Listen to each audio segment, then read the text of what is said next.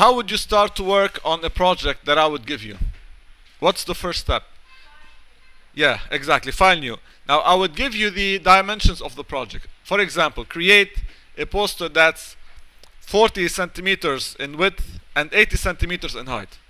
So you go to here, you type 40 in width. You know width is the horizontal dimension and the height is the vertical dimension. The height is 80, for example. The resolution, because it's a project, is going to be 300. So don't think about it, because it's a real project.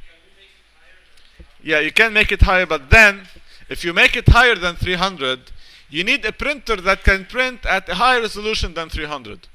And most printers that you have cannot do this. Yeah, if you have access to a professional printer, then you can increase the resolution. But the file size is going to increase a lot. So this is not to your advantage.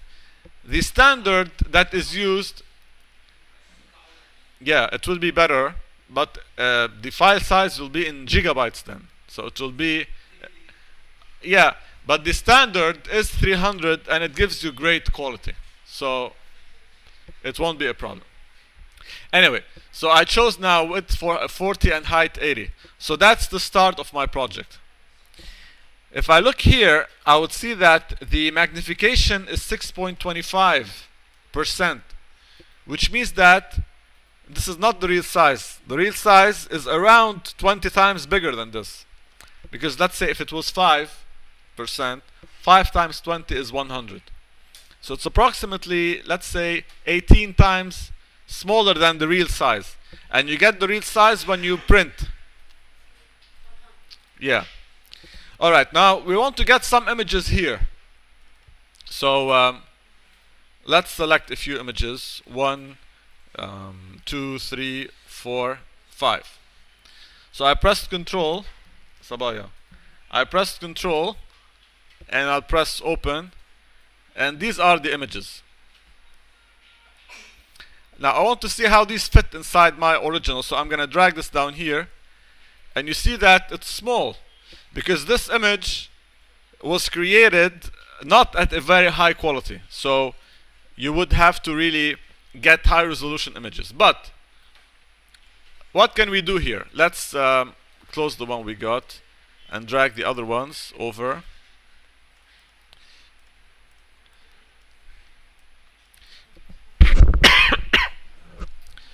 Sorry.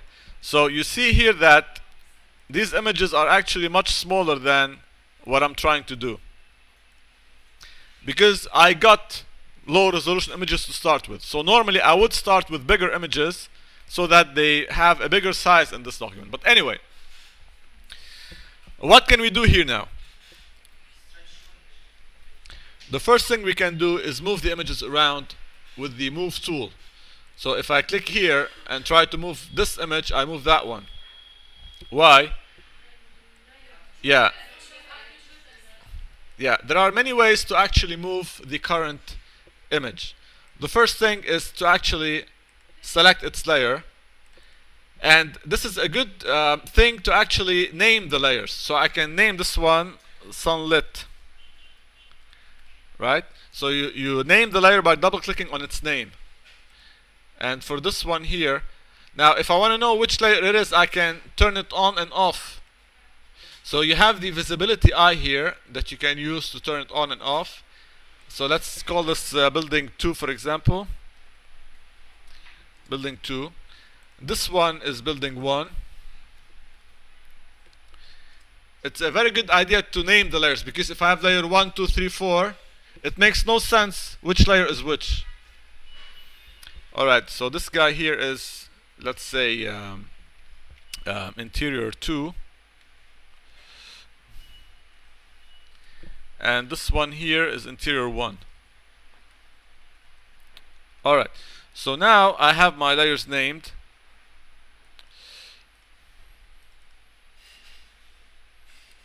Now that I have my layers named, as I just showed you, you can turn them on and off. You can do this at once by going like this. So just dragging up and down will let you hide.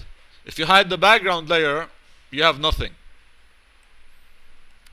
Anyway, now So if I wanted to select this image, I would select it from the sunlit and then go to my move tool and move it around. Move it around. Then I select the other one and so forth. So this is one way. The other way that we talked about last time would be what? Yeah, very good. Right click on the image, on the layer, and then you can actually select it and then move it around. There is, however, a much faster way than all these, and that is using the auto select layer option, which is found in the move tool, because I told you that every tool has its own options.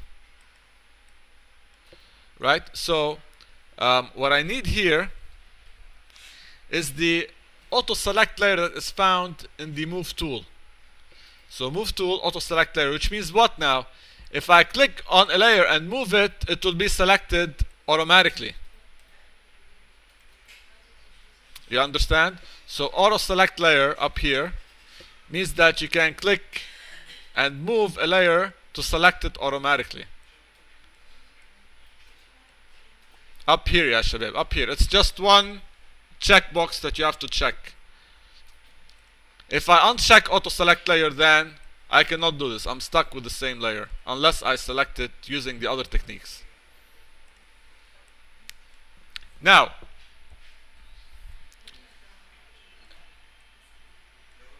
look here. So the first thing that I showed you now is how to actually select and move a layer automatically without having to select its name.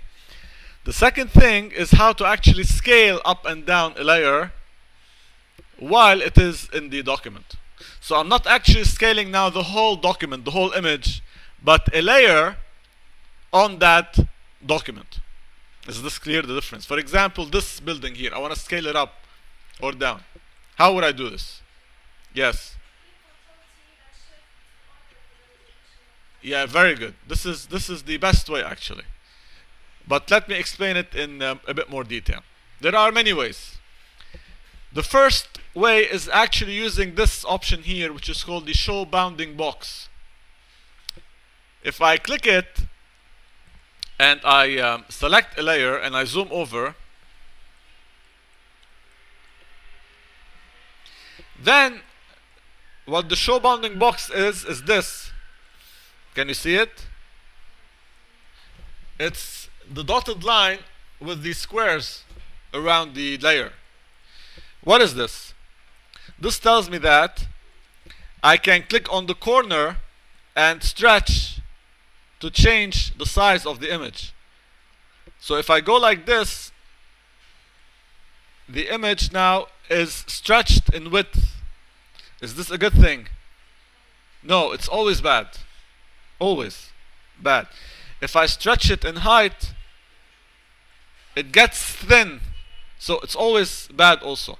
I'm gonna press escape to remove this. And to make this a bit more apparent, I'm gonna open a human figure, a human image, and work on that one so that you can appreciate it a bit more. So I'll go to Photoshop 7 samples and open the old image, which contains the image of this guy here. Alright, now let's zoom over, Control plus. That's the normal size. If I stretch inwards, the guy looks fatter or thinner? He looks thinner. Escape. If I go like this, he looks fatter or thinner? Fatter. So this is what you see a lot in those ads in the magazines and newspapers when they promise you that you're gonna get much thinner if you take this medicine, for example. So they take one image and duplicate the image but squash it in to give the illusion that she's actually getting thinner, but it's the same image that's squashed in, right? Or they take the normal image, a duplicate, and they stretch it out and tell you, okay, she was that fat and now she's much thinner, but it's the same image, right? So don't fall into this trap from now on. Okay, so all of this is to tell you that it's bad to actually stretch like this or squash down like that. What we need to do to change the size, yeah, even if you do from the corner, it doesn't constrain the proportions. What we need to do is actually press what? Shift when we drag from the corner, and this will change the size of the width and the height. Okay, here I removed the shift before I released. It will change the size of the width and the height at the same time. Yeah, of course. So there's the image. What I did is click on show bounding box over here, and I pressed shift and dragged down. When I press shift, it means that I'm constraining the width to the height, and therefore I'm not gonna distort my image. So this is called a distorted image. This is also a distorted image, but this is not a distorted image. Alright. So whenever I do scale it up, it's gonna lose some of its quality. It will always lose quality in case you stretch something up. But maybe it will not look that bad on the print, because I didn't scale it up too much. I just scaled it up a little bit. Alright, it passes. But if you take something that big, let's say 15 centimeters, and you make it 60 centimeters, it will lose a lot of quality. But if you take 15 centimeters and you make it 17 or 18 or maybe 20, it's still acceptable, but not beyond this. Alright? So what we learned here today is how to move images independently using the auto select layer, and how to use the show bounding box to actually scale up and down images. Next time I'll go over this in more detail, but what you should always think about is the actual size of the document and the resolution. Is this clear?